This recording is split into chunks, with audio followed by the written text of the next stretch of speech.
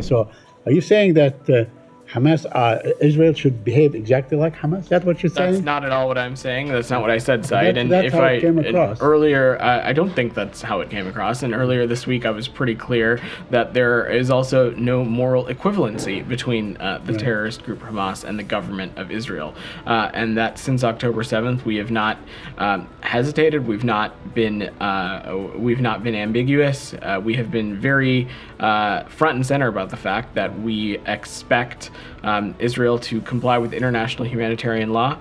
We believe that additional steps need to be taken to protect civilians, and that is a moral and strategic imperative as Israel continues to conduct this operation. Mm-hmm.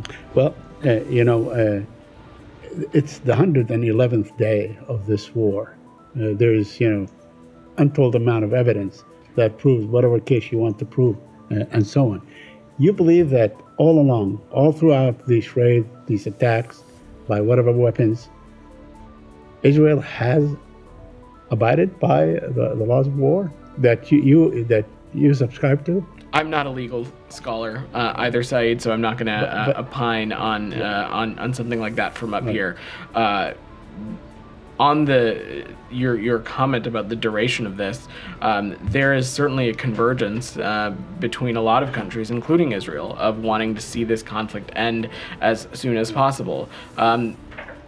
Hamas could lay down its arms. Hamas could stop co-locating itself with civilian infrastructure like schools and hospitals and apartment buildings. That certainly could help bring a swifter conclusion to this conflict.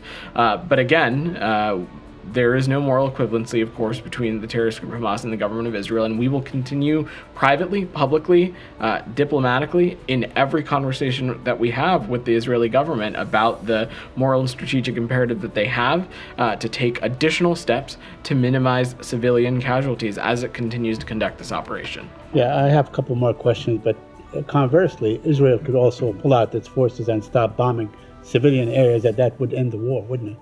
We have been direct with them, with the government of Israel, on their need to comply with international humanitarian law and on their need to take additional steps to minimize civilian casualties.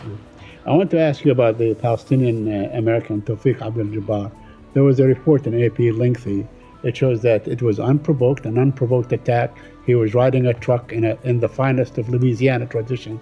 He was driving a pickup truck and then was shot. So do you have any comment on this report that is really quite detailed of what happened? I spoke a little bit about this yesterday, Saeed. Our understanding... This is something that just came out. I understand. It's been communicated to us that the Israeli National Police will be undertaking an investigation into the circumstances around Mr. Jabbar's death. As I said yesterday, our hope and expectation is that that investigation is conducted expeditiously. It's conducted in a thorough way, and we are eager to hear the findings of that investigation. Till that time, I'm just not going to comment or opine on the circumstances around his incredibly tragic death. Meanwhile, we will continue to offer all appropriate consular services to his family through our embassy in Jerusalem, through the Office of Palestinian Affairs. And lastly, I want to ask you about the hospital in Khan Yunis. The Guardian is reporting that there are thousands trapped in the Gaza hospital in Khan Yunis. I wonder if you have any update on that. If you tell us what's going on, what is the United States government is doing to alleviate whatever's this humongous suffering.